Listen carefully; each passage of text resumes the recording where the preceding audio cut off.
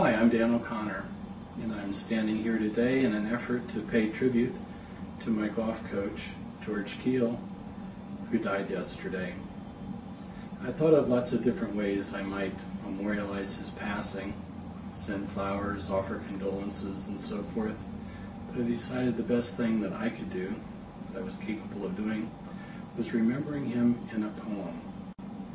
And now, I'd like to share with you The Last of Old Number 9 by Dan O'Connor.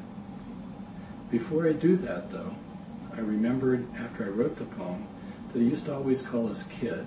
Hey, kid. What do you know, kid? Where have you been, kid?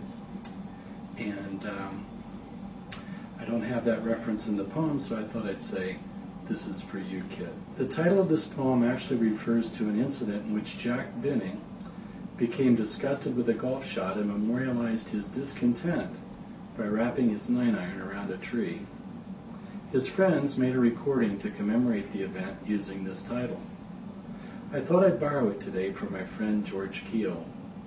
He did reach an age that started with 9, and we've probably seen the last of him, in this life anyway.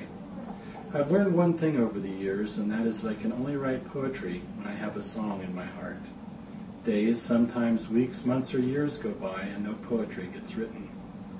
Today, at the sound of Kathy's voice and the news of her dad, I found that song. What fond memories I have of her dad.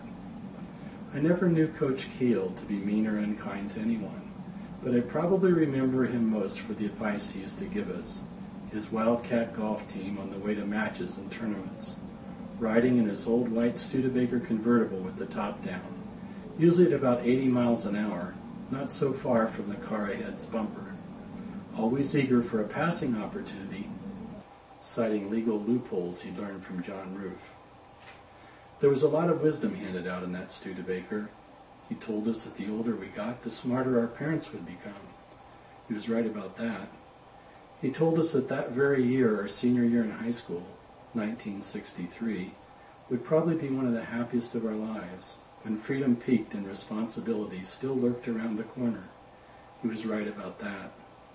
He showed us by example by always talking lovingly about his wife, calling her lover on the phone when he let us overhear him, expressing the view that true manhood was found more in fidelity and affection than the carousing conquistador approach glamorized in the media.